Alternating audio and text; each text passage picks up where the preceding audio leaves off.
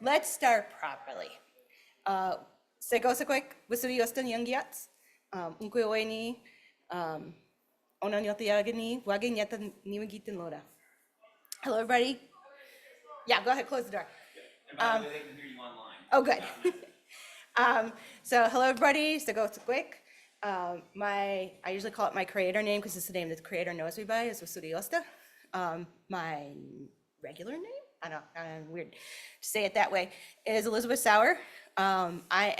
Because I'm not in Wisconsin, I usually introduce myself by saying first that I'm Haudenosaunee. Most people are more familiar with that. If not, it's the Six Nations of Iroquois. Haudenosaunee is our preferred term, is what we call ourselves, means people of the Longhouse. Also, I talk really fast, I apologize now. And then I'm specifically Oneida Nation of Wisconsin. So our original homelands are in upstate New York. And then we just had our 200th anniversary of moving to Wisconsin. And then there's also Canadian band as well. So there's 3 Oneida groups, because they're still in New York as well. And then I also said specifically that I am Turtle Clan. We have 3 different Turtle Clans. They are family groups, political groups, and roles and responsibilities within a traditional community. So as Turtle Clan, my responsibility, along with my other Turtle Clan members, would be to be responsible for caring for the environment, for caring for the world, for having that kind of responsibility. It's not just environmental, it is bigger than that. And the other 2 clans that we have are Bear and Wolf. So I titled this Successful Pathfinding, and that is because the Wolf Clan are the Pathfinders. Now let's see if it's going to go to the next slide for me. It doesn't want to because it wants to play all the videos that it doesn't want to let me play. I have the wrong title on here because I could not remember what I named it when I was making the presentation, but I know in the app it says Successful Pathfinding, and that's the responsibility of the Wolf Clan. So I know some programs have like a navigator or a success coach. We are in the process of creating that position where I'm at, and we have decided to go with the more cultural term of calling it a pathfinder. So where I'm from specifically in Wisconsin, I work for the United Nations Community Education Center. So if you've heard of Lambeau Field, they're about a mile away from the edge of our border. I'll show you a map next. So this session is a little bit different. Somebody, as I was explaining what I was going to do, said, oh, you're not just going to throw up information on the people and dump all this stuff on there. So I'm hopefully not going to be doing that. I know I'm going to be sharing, but I came to COAB for the first time 2 years ago. I came into adult ed from alternative ed in K-12, particularly in the high school. And one of the things that when my very first day on the job was, they're like, here's this nice, lovely bookshelf. You have 3 shelves of books that are all yours to do all the teaching with. Have that. And I was the only person responsible for doing adult ed for my entire nation. We have 20,000 enrolled tribal members. Actually, we have about 25 almost now. And I went, that's cool, that's all math. 1 book on the Constitution and 1 book on reading and writing. Where's the rest of it? And then I've been involved in Native education for, this is like 20th year, I think. So my background is specifically in Native education and working and teaching Native students particularly. So I said, well, where's all the cultural stuff? And I got blank stares. The people that I was working with, tribal members themselves, had no idea what I was talking about. So I came to COAB looking for it, and I found nothing. And for 3 years, I have been looking for it. So I've been looking for people that I can talk with about the unique features of Native education, how that applies to adult ed, what that means in a bigger picture. And I can't even find anything on CTE, so career and technical education. It just doesn't exist. There's like little minimal bits that you can find if you go to Canada, but not all of that applies here. So that was the reason I decided to do this presentation. And that's why I'm not throwing up information on you, because I don't have it, but I'm willing to share, and I'm hoping that everybody who's online and here in the room are willing to share, because I got questions that I'd really like some answers. And I'm gonna guess you're all here because you got questions too. The learning objectives is basically what I just said. I had a principal once, he used to put you on a improvement plan if you didn't have that up for every single class, and it's a really bad habit that I cannot break, so. Alrighty, anybody seen Reservation Dogs? Yes, so we had a new employee start about a year ago, and she's not native, she's our first non-native staff since before COVID. And we were like, you gotta watch this show. She made it 3 episodes in, and she's like, I can't do it anymore. And it's the sense of humor. It really bothers her. And then she sees us doing it all the time too. She's like, you guys are mean. And we're like, no, we're not. We're hilarious.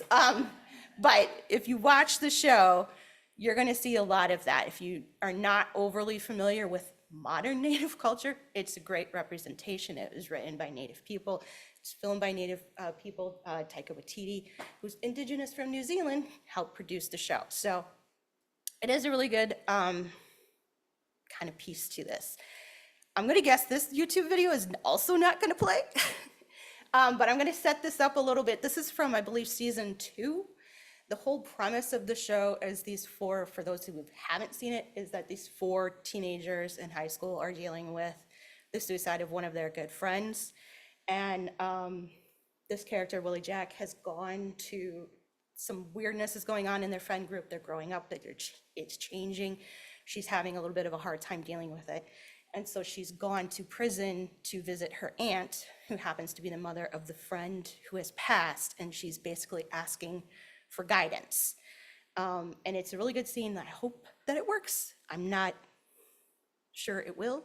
If it doesn't, I'll explain what happens. But to me, when I first saw this episode, I was in tears at this scene because it explained so much of my why and why I do what I do and why I approach it the way that I do. So it is a very, very good kind of explanation of, I think, what you'll find with working with your Indigenous students, no matter where they're from, what probably is going on for them and behind. And I knew it was gonna do that. Basically what happens is she talks to her aunt and says, you know, this is what's going on. We're just kind of all doing these weird things. And the aunt's like, all right, let's pray, put their hands on the table. And then the aunt turns around and she has kind of what you would refer to as a spirit guide. Don't think spirituality, it's a little different. But she has somebody that she sees who is a spirit, and she turns to her and she says, I need your help. And then she proceeds to tell Willie Jack, take a couple of deep breaths and feel all of the family that you have that has come before you around you. They're, in particular, they're one of the groups that was on the Trail of Tears, and that's their tribe. And you start, as they're going through this, talking about, think of all the women and the men who carried us here. Think of all the men and the women who brought the traditions here, who didn't let it die, who kept it going. And the room, the prison, all the people in the prison evaporate, and it's just filled with all these family members that came before her. I want to choke up already thinking about it. But that impact of who we carry with us is there always. It is always there. And especially for people who are, for Native people who are coming out of their community, if they're very connected to it, they're very aware of it. If they are, they maybe grew up like me, where I was connected to the community, but I grew up on the other side of Green Bay, away from the reservation. It is still there with me. Every day, I have made the choice. We have moved back to the reservation with my family. That is where my girls are being raised. We started going back to ceremonies, which is something that my grandma kind of stopped after going to Haskell when it was still the boarding school. Those are things that are coming back in my family, and we have all of that we carry with us. And I've got 3 girls at home who are whiter looking than me. 2 of them got red hair. And they are very much aware of who they are and where they come from. And so they carry that with them every day. And that is the same thing with the vast majority of your Native students. They are very aware of who they are and where they come from. And don't be afraid of it. Yes? Got a comment in the chat from Dr. Jennifer Hills, who says to walk amongst ancestors and spiritual guides and such people. Yeah. So one of the big things too with Native people is we like to focus on place-based learning, because most of us are in or near our original communities. Like I said, we're not, but we are still very connected to where we're from. So this is a map here on the, what is this, left, right? Right? My left? I don't know, whatever. I'm not good with rights and lefts. My husband hates driving in the car with me because I'm like, turn that way. So this shows you all the tribal lands that we have in Wisconsin, the red parts. I did grad school in Washington State, well, specifically at Central Washington University. And when I talk about how big our biggest reservation is, they'd be like, that's puny. Like, shut up, we don't get millions of acres like you do. So we have 12 tribes in the state of Wisconsin. One is not recognized. So they will tell you officially we only have 11, but we have 12. So we do have one that is not federally recognized. And in Wisconsin, you can't be state recognized unless you're federally recognized. So they don't have any recognition except for amongst the tribal communities. I'm going to point at the map. Sorry, people online. That's us. So people from Michigan go like, hey, like, this is where we're from. People from Wisconsin go, this is where we're from. This right here is the thumb of the Lake Michigan. Its proper name is the Green Bay. That's where the name of the city comes from. The whole bottom of it is the city. And as you can see in the gray map, our reservation actually overlaps about a third of suburban Green Bay. So we have this really weird population, right? We own ourselves only about 30% of the property within our reservation boundaries. I don't know why my computer's singing. Then there's about another significant portion, but not as high, that is like my property. I'm a tribal member, but I privately own my property. My two neighbors are white. They're non-tribal members that are living within the reservation. So we do have this very suburban population. Like I said, Lambeau Field is about a mile away from this. So when you were watching the draft in a couple weeks, because it's Green Bay and that's all we talk about right now. We only talk about the Packers pretty much most of the time anyway. When they're showing you Lambeau Field, you're gonna be in the opposite side of the stadium from where the border is, but on the opposite side of that stadium within complete walking distance is one of the edges of our reservation. But then in the complete opposite side, we have an extremely rural population. So we do have people where it's like, oh, you don't have the right cell service. Good luck getting your phone call through. Even to this today, they actually just got a big grant to like put out more cell towers, put in some more fiber cable so that people can have internet, because we have people who come to my facility because they can't get internet where they are. So we have a really unique mix of concerns, with some real rural concerns, some real suburban concerns, and real urban concerns. So like I said, we have about 21 to 25-ish thousand tribal members. In this particular area, in the Green Bay metropolitan area, we have about 6,000 tribal members living there. The rest of the state, not in this particular area, has about another 7,000 to 8,000, and then the rest are elsewhere, literally elsewhere in the world. So we are not all in that area. My point with this is you may not be on or near a Native community like we are in Green Bay. You will still have guaranteed, you will still have Native people coming in.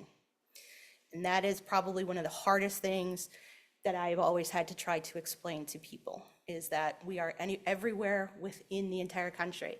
Some of the largest Native populations are in places like San Francisco, Denver, LA, New York.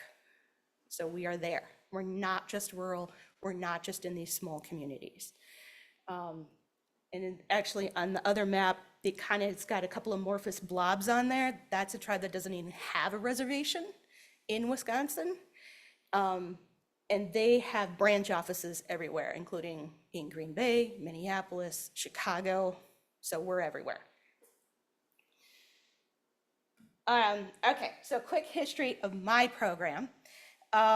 So in 1979, 3 educational programs began on the United Reservations. The first time Tribe was in charge of it. Before then, it was always somebody else. For a long time, it was the Catholic Church.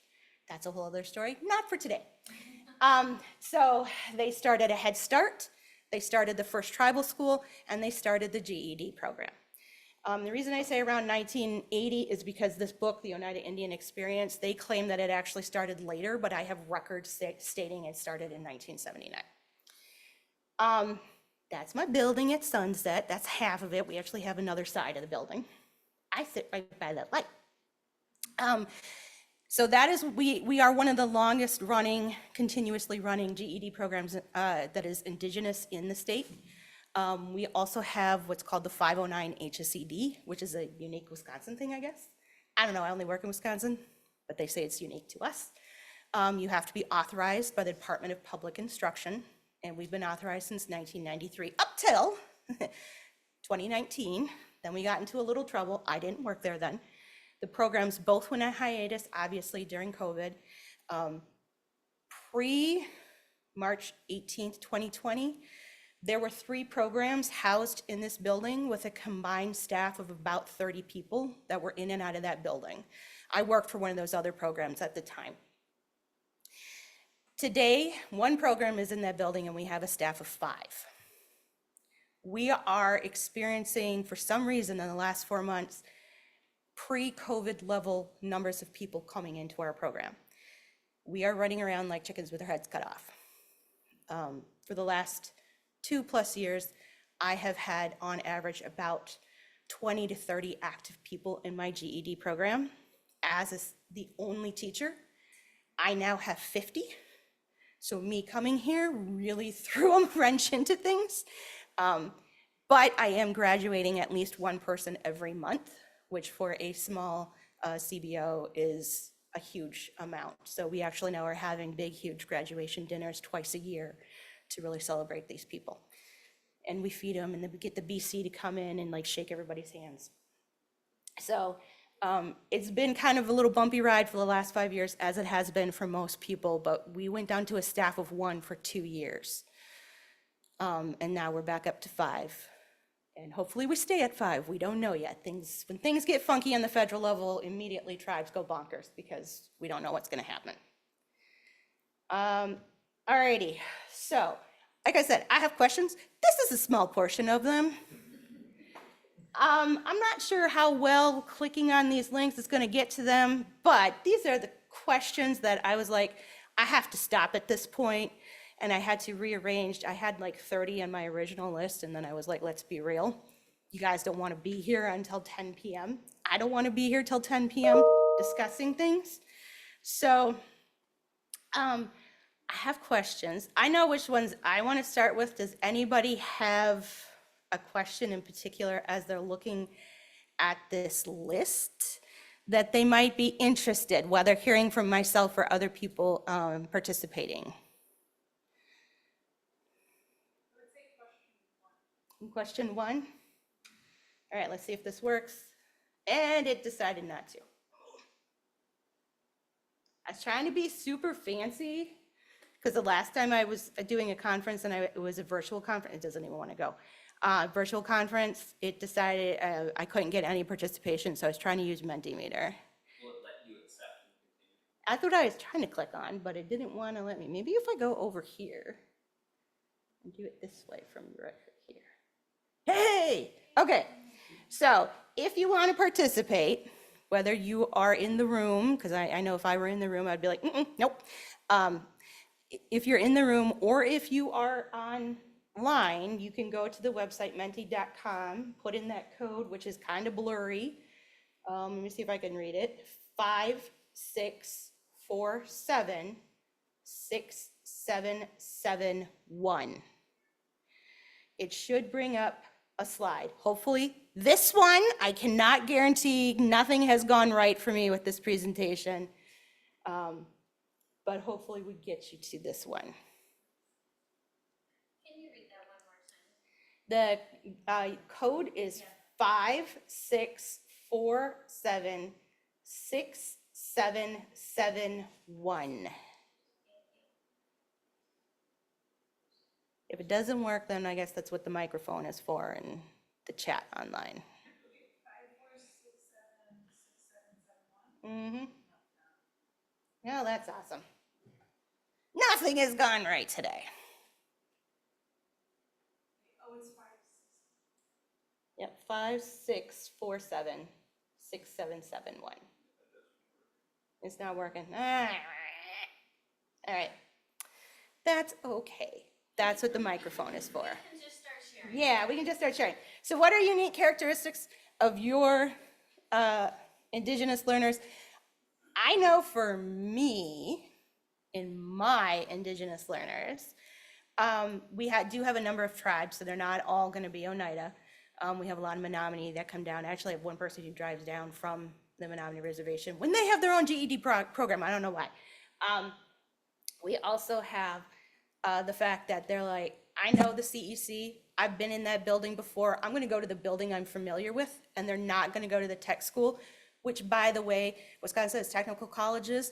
The technical college in Green Bay is within the boundaries of the reservation.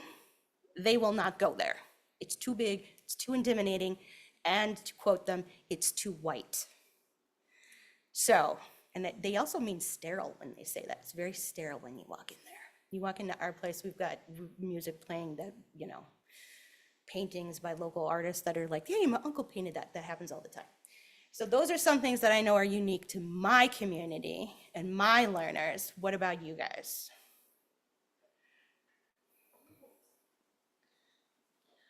So first and foremost, I want to say Dunjo. My name is Haley Vigil. I am from the Hickory Apache Nation, Jemez Pueblo, and Navajo Nation. Right now I work for the Department of Education for the Pueblo of Isleta, New Mexico. And for those who are not from New Mexico, there are 19 federally recognized pueblos. There's also the Mescalero. There is the Hickory Apache, and then we have the Dene, Navajo population, and Hopi. And so when it comes to really the Native Indigenous learners, there are so many characteristics that go into play. I wish it were an easier question to kind of adapt to, because each of these Native Indigenous groups have different responses to different things. So most recently I found out with my Navajo culture that they're more seasonal based. So they go based off of the seasons, versus if you were to go to, for instance, the Pueblo of Isleta, the language is completely different. So there's language that comes into play, there's traditional ceremonies that come into play. And so it really depends, but having that acknowledgement of that piece is pretty interesting. The first thing that I like to do with my Native Indigenous students is to not be biased. In most cases, when a student walks through your doors, some are more open and welcoming in terms of asking, like, okay, yeah, I'm Native. Some were kind of hesitant. There's a thing as well where having complete eye contact, maybe your Native Indigenous students won't make eye contact with you, but it doesn't mean that they're not listening. It just means, it's just a culturally thing that is done. Other great things is having food. I don't know how many times that I've had food within the classroom, just bringing different things. It doesn't have to be culturally relevant. This could be just like food in general. But yeah, those would be some of the characteristics that I would suggest. Bring food, bring laughter. Conversations are always great. Storytelling is always one of those pieces, but yeah. Yeah, the eye contact thing, I don't know how many times I've had students be like, oh my God, I got yelled at for it. I have it real bad.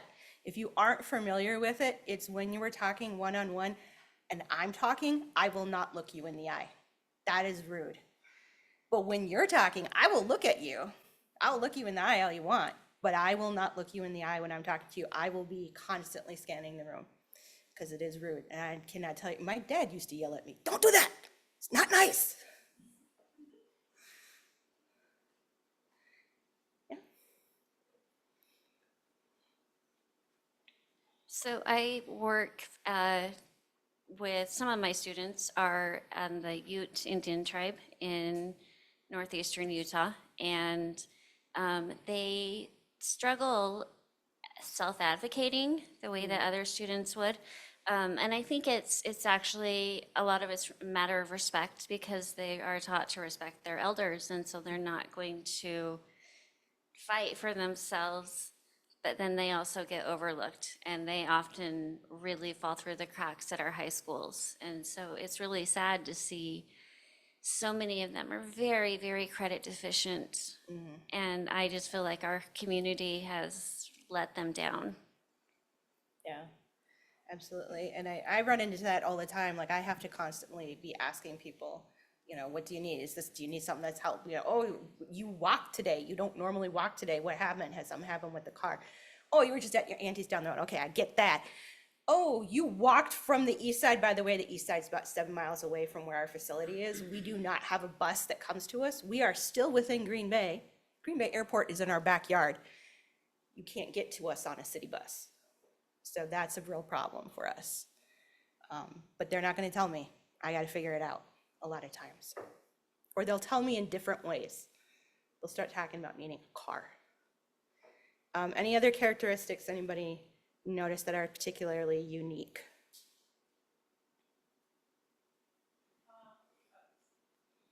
I also live in New Mexico. Hi. I'm in Taos. One thing is that we have some of our Indigenous adult learners have, like I've seen, like they have certain times of year where they have to go do different like cultural, like responsibilities, and and in our IET courses too. Like I teach in the CNA IET, and yeah, we've had students who've had to miss class for like feast days or different like cultural days, and for some of them that is why they like left traditional high school, is because they were told like, oh well, it's not an acceptable reason for missing class or whatever. So I think we do a good job of being like flexible and accommodating in our adult ed program, but we also sometimes have students who like, you know, we just don't hear from for a while. So, you know, I don't always know like exactly what it is, but we try to communicate. But yeah, still learning, so. That is a real thing, the cultural need to go places and do things. We're lucky, most of us are the public school districts in Green Bay and the surrounding area are pretty good with our Native students. I have had, having worked in the Green Bay Public School District, I have had teachers be like, if they're always gone for ceremony, why aren't they just going to the tribal school? Tribal school gets off for those days, and it's like, there are reasons. But yeah, those are some things. We actually just had our cultural heritage go out to one of our more rural school districts and do a whole thing on you can't have a zero tolerance on tobacco. Not when it comes to Native students, because a lot of our Native students carry tobacco pouches and they have to hide them. They can't be seen, because if they are seen, the school knows what's in them. And if they are a student who is a behavior issue, they could be using that to remove them from the school.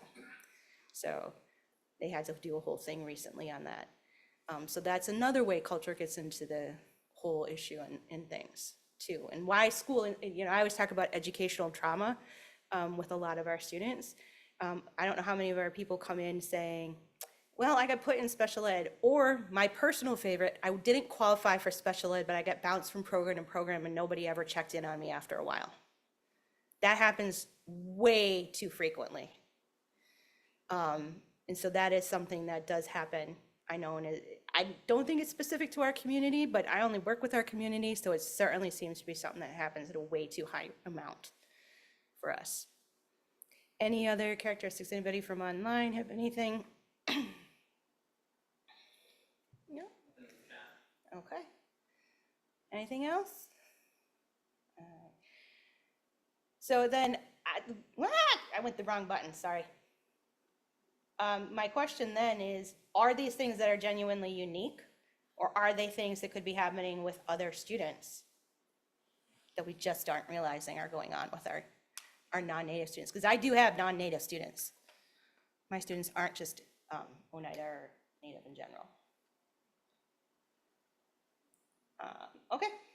So is there another question that strikes anybody's fancy? We can go through them all in order, but I want to give you guys the option to kind of pick and choose.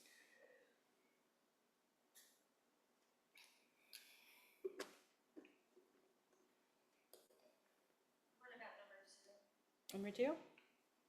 Okay, so what is, I'm not gonna go to that slide because I don't want to take out this problem, I'm just gonna leave it here. But what is one thing your program does to meet the specific needs of your Indigenous learners? We've got a couple in my office, in my facility. When we do some of our educational programming, because it's, right now I don't have anything that's like career pathways. We send them to a different program for that. I'm working on making that be one of my responsibilities because I don't think they need to be going necessarily over there. But one of the things that we do, we hear constantly when I talk with them in Wisconsin for the high school equivalency, they have to do a whole career thing. That's a requirement. And one of those things is, what is it that you want to do? We hear, I want to work with the culture. Cool, what do you want to do? I don't know, I just want to work with the culture.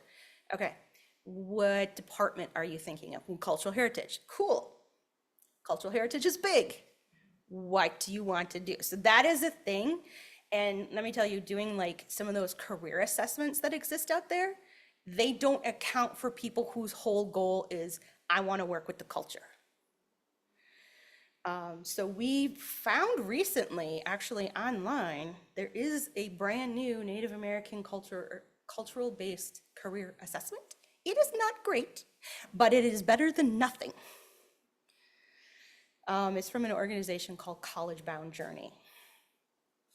And it's on Teachers Pay Teachers. So if you are familiar with TPT, it's on there. But that's one thing that we do. We couch everything within culture somehow.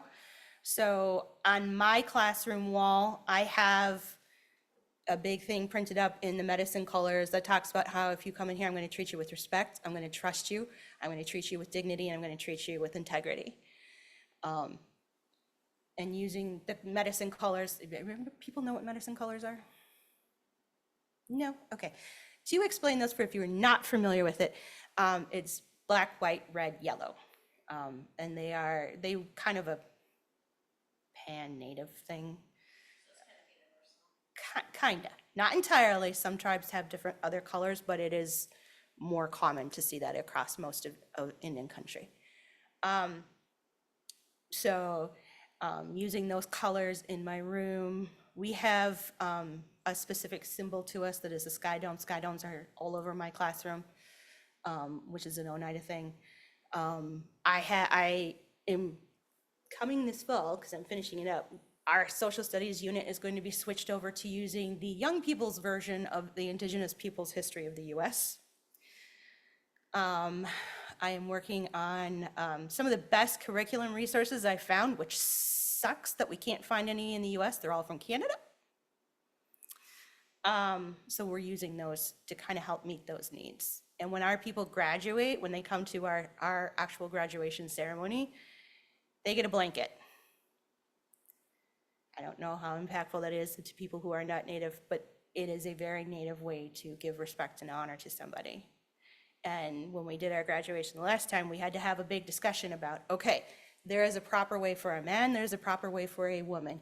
How do we do this? Do we all familiar with it so that whoever was the person putting the blanket on the person, we make sure we were doing it correctly? And I had to laugh because our manager almost got it wrong. So those are some of those weird little specific things. For those of you who are not Native, were you aware of these things? But what's something that your programs do to attempt to meet the specific needs of your Indigenous learners?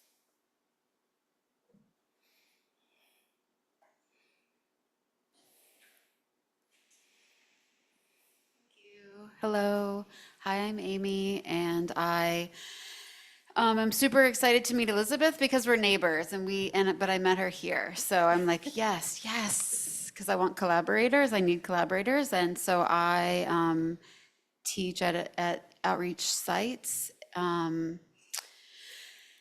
work for a tech college, but I teach at outreach sites that are on reservations, so 2 different ones, and then pretty soon 1 more. So I'm super excited that our college is building those partnerships.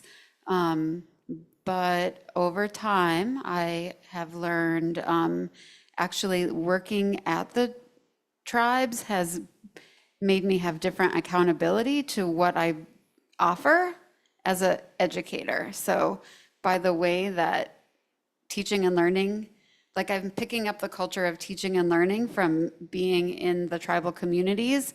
So the respect given to it, I try to offer, like I just cannot bear to not offer it once I understand that like more and more. So I'm getting motivated. But just one thing, the 509 program, it allows us to have students complete high school equivalencies by turning in assignments, but also kind of mixed with GED tests. And also for our program, we can pull from high school transcripts. So it's like a real mix and match, so we can just get behind each student and be like, okay, how can we make this work for you? But to meet the specific needs of Indigenous learners, we're allowed to make the assignments as long as they meet the competencies. And so I go to the Lac du Flambeau community now. That's new for me, but being there, I was like, I think I can make a science lesson around water protectors. So the water protector culture is a big part of Indigenous communities around me. And so I was like, okay, so I just kind of tried to make this progression where it's like learning about the water cycle. It has to go to an experiment. So it's like water cycle, but then it's a progression with just like videos and activities. But the idea, the specific things are I incorporate, I talk about ways of knowing, and then I teach the scientific method as one way of knowing of many ways of knowing. That was one kind of shift that I made, that it just leads to awesome conversations. And this one student got inspired, he just like wrote a whole thing about his background and then really connected in that way. But then also, I talk about Western science and traditional knowledge working together in science, like I incorporate that. So I'm trying to revise my lessons. That's one thing that my program does. And I am kind of somewhere in science, but like I really need to keep developing that in the other areas. So the college that she's referring to, where she's from, I just learned this since being here. They actually have a is it technical diploma or is it a certificate? I'm not sure. Sorry. Okay, it's not an associate's degree. That much I do know. In Indigenous ways of knowing, which is amazing. Now, Wisconsin, we're lucky. We actually have 2 tribal colleges, but not everybody goes to them. So this is another option where, again, those students coming to me out of high school that are like, all I know is I want to work in culture. The adults coming to me saying, all I know is I want to work in culture. Now I got a resource, because I used to say, well, we could look at College of Menominee. They have a campus in Green Bay, and figure out something there. But now I have a place where I can actually send them to. So I'm actually pretty excited for that too. Does anybody got anything else?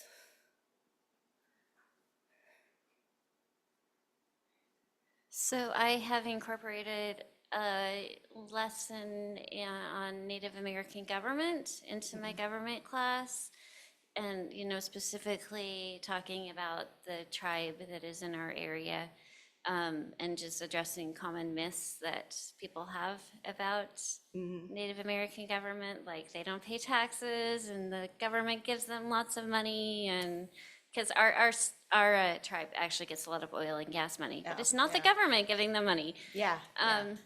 And then I have a language arts class that is called Justice for All, and they look at civil rights for several different groups, including Native Americans. And so looking at things like Native American boarding schools, and just seeing those parallels between the treatment of other groups with Native Americans.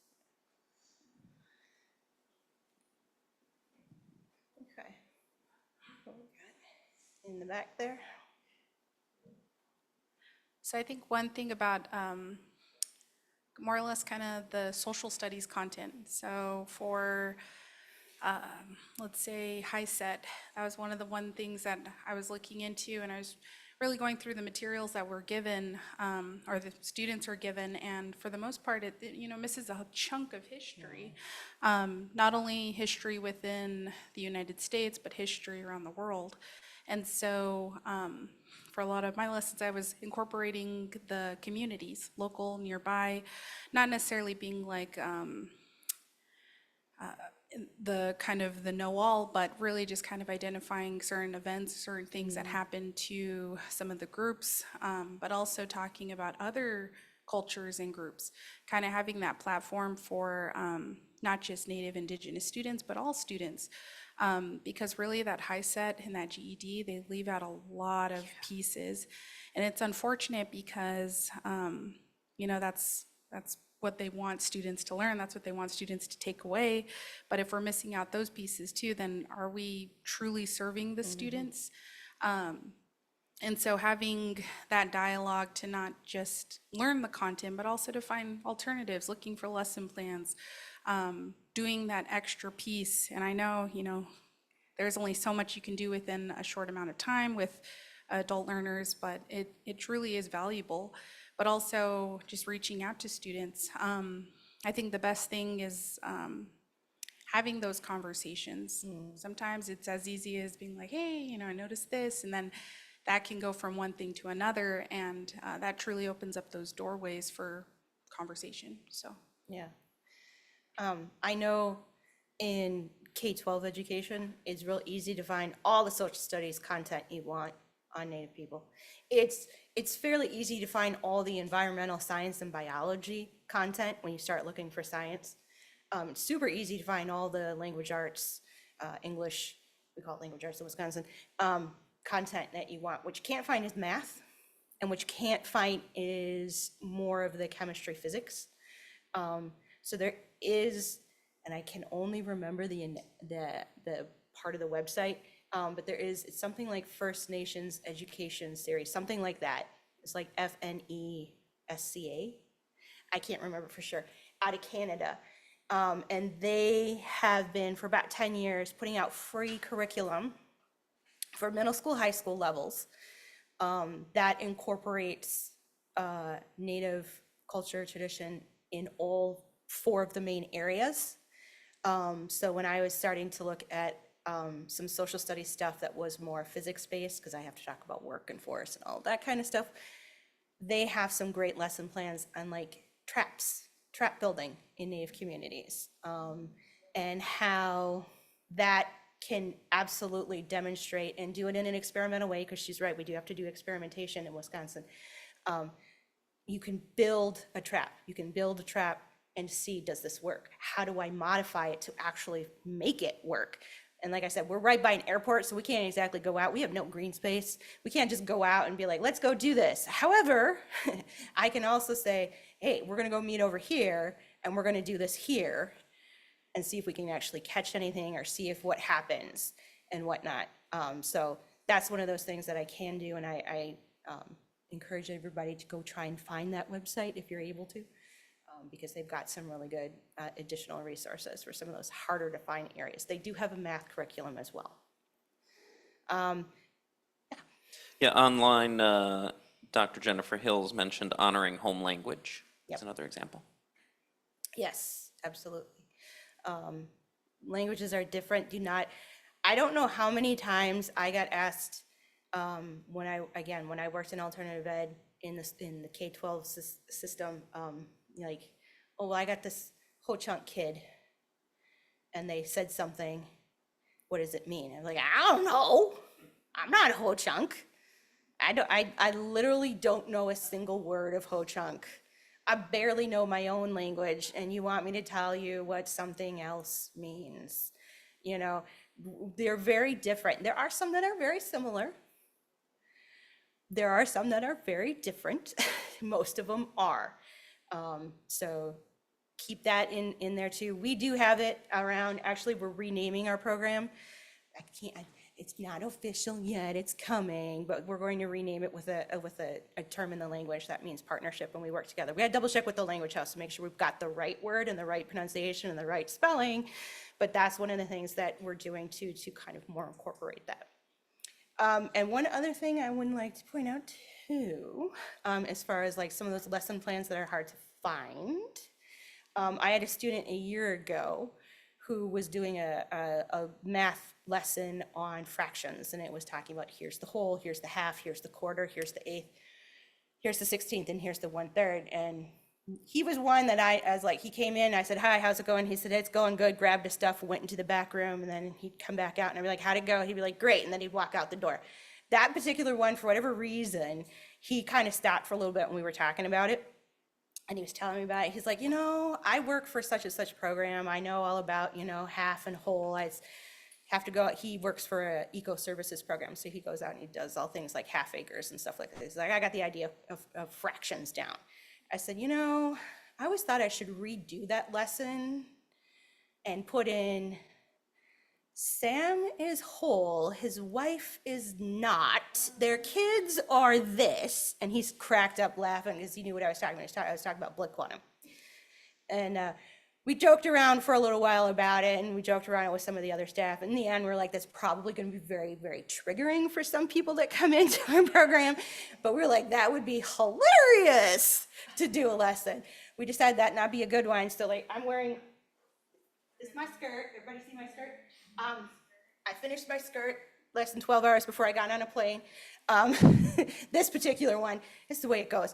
But sewing and making ribbon skirts, ribbon shirts, regalia, that's fabric, and you can do fabric by fractions real easy. So a lot of people do recipes, I know. This skirt has 5 panels. Why does it have 5 panels? Because I wanted pockets, and I put them in the wrong spot, so I had to fix it.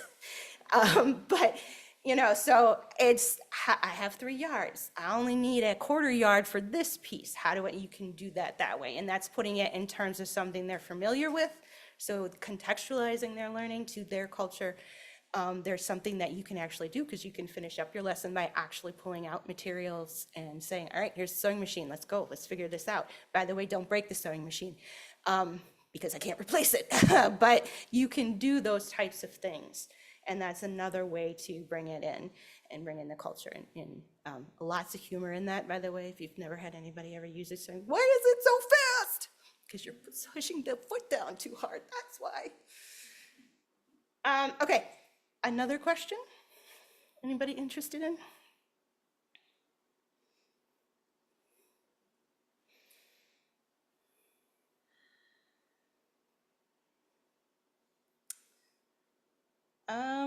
I know we talked about culture-based curriculum. Does anybody have anything else that they use?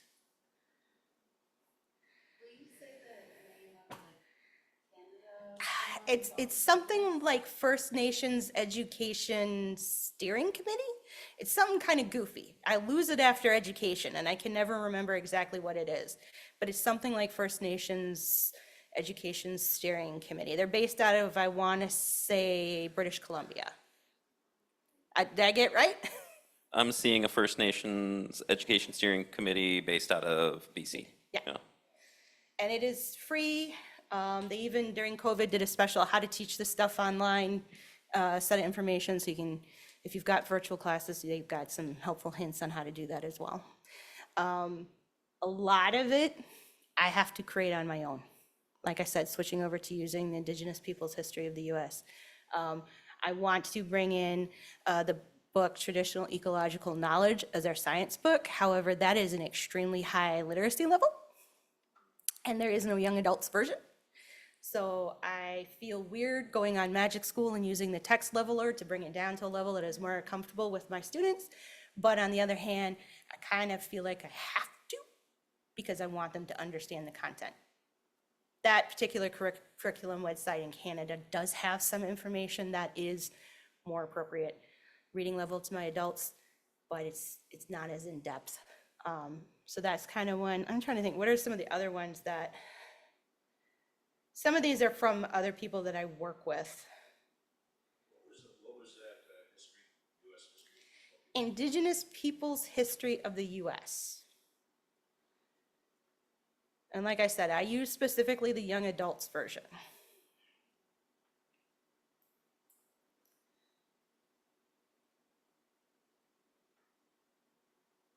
Let me see I know because I'm an Indigenous-based program, so I know one of the reason why people come to me and is, yes, probably about 75% or more of my learners are Native coming out of our community. And then I have a smattering of people from other ethnicities that'll come through my door. I can think in particular of, I had one particular person who came in who was Hmong. He grew up in the same area of the city that overlaps with the reservations, who is very familiar with Oneida culture and whatnot. But he said the exact same thing that all my Native students say, and why they choose to come to me as opposed to go to that tech school. The tech school, by the way, the one in Green Bay, Northeastern Wisconsin Technical College, is considered to be one of our model high school equivalency programs in the state. They've got a really, really good program. He didn't live that far away from campus. He was not setting foot on that campus. He was very adamant about it. I am not going there. He came to me because, for the same reasons that my Native students do, they choose to come to us because they don't want to go to that big, overwhelming, white as in sterile, but also white as in culture place. So those are kind of things that everybody talks about. In the chat, Dr. Hills mentioned, I usually differentiate ELA into creative projects, like having them making presentations, writing their own histories, using oral stories to show figurative language, etc. That is one curriculum I have to update myself. Right now, I use a lot of New Readers Press, but I do have little things in there to enhance things. The social studies, I have a lesson in there as where does US history begin? Does it begin in 1400s Europe, or does it begin in my community when sky women fell to the earth? So we talk about that. Where does it begin?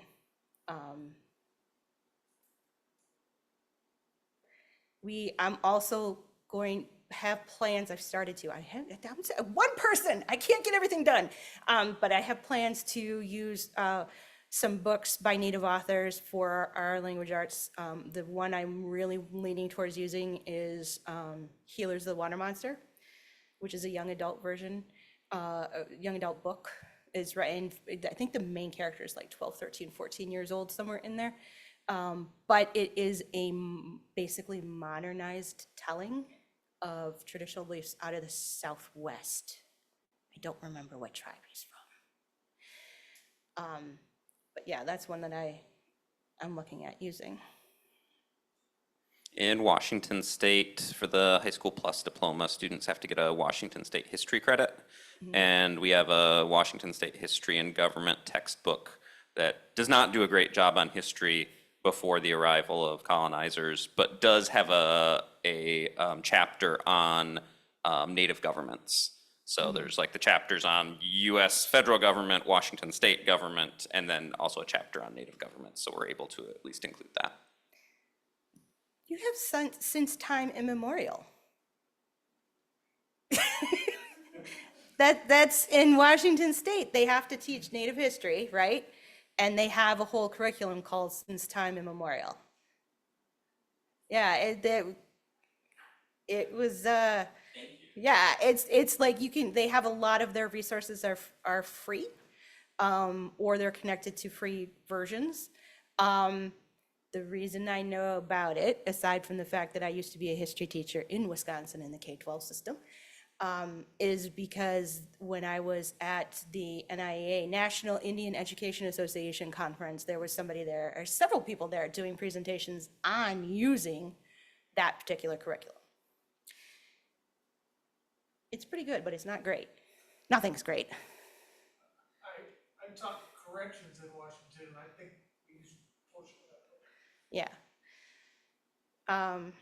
Anything else that anybody has in there? Yeah. My coworker who used to teach language arts brought in like people from the community to do kind of like workshops or like career exploration. So there's someone who is like, I think he's a student and teaching assistant in the video production class at UNM Taos, and he's from Taos Pueblo. And so he came in and like showed the film that they're working on, and yeah, just kind of did like a little career exploration, like learn about what they're doing like in the program and stuff for our HSE students. So I thought that was pretty cool. That's, I think, one of the biggest problems. You have to hunt for these resources. Yeah.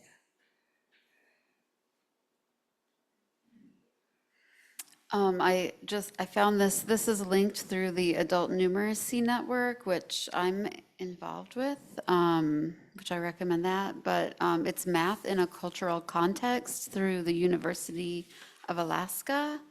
It's just called Math in a Cultural Context, but that inspired me to, in the math classes that I teach, it was there that I learned about body-based measurements and, the idea that like, if you're sewing something that you would use your own hand for measuring because then it's in proportion to your body. And I'm like, oh yeah, that I like I understood that, or I came to understand that more.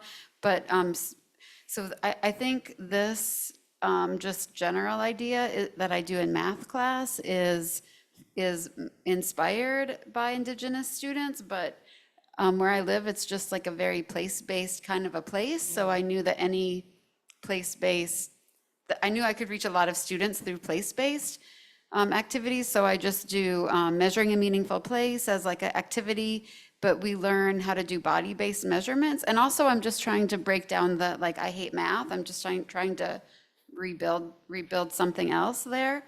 But we do measuring a meaningful place.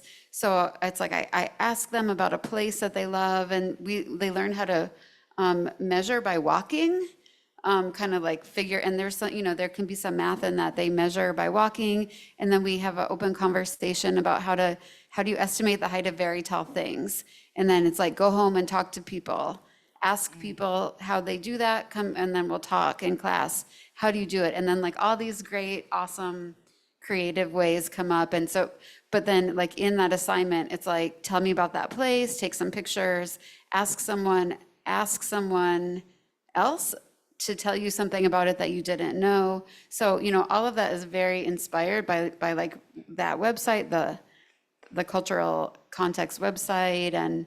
But then it's really engages all the students in my class.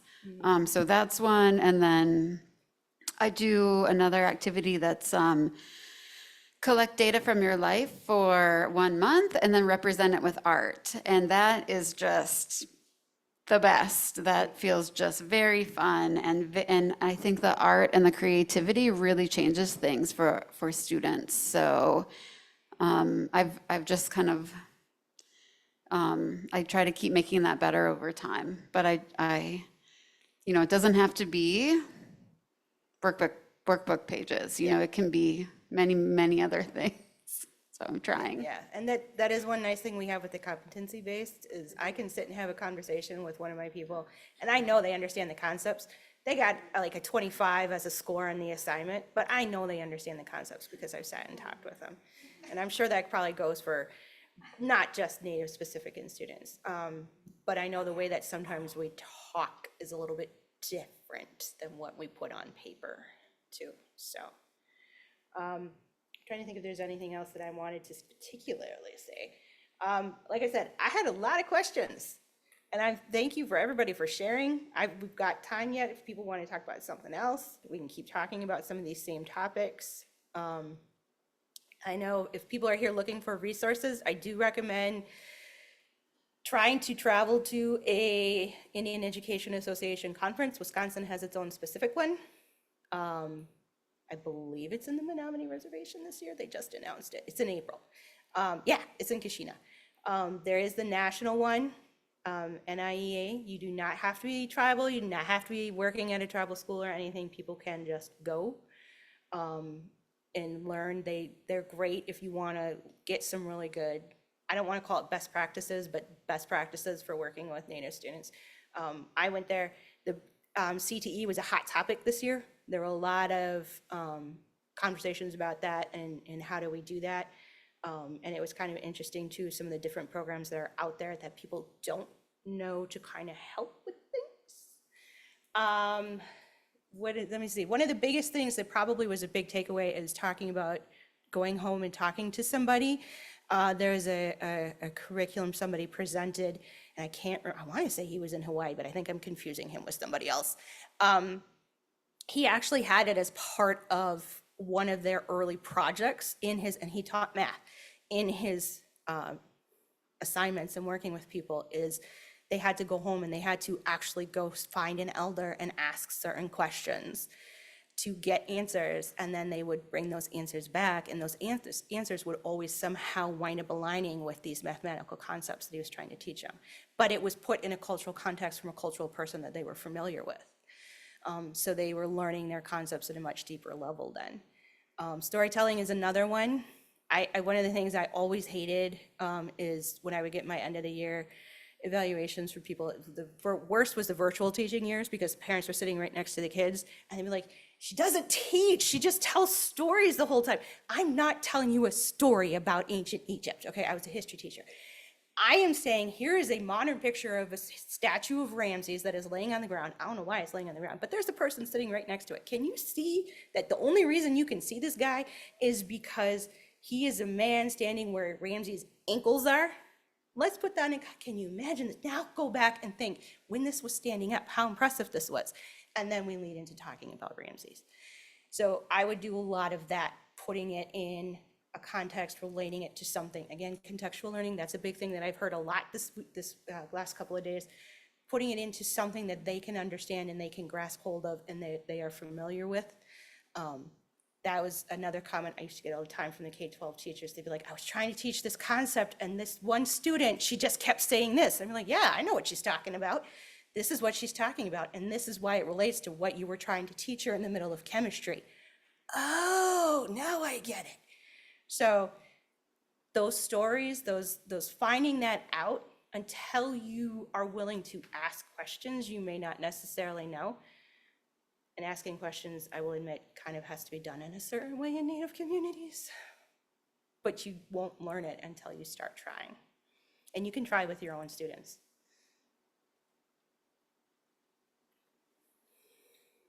Okay, we're pretty much at the end of the time. Is anything else? Anybody else want to know anything?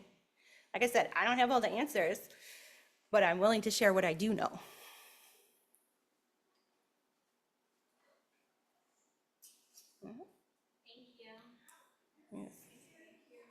In the chat, this has been great. Thanks for giving space to this topic.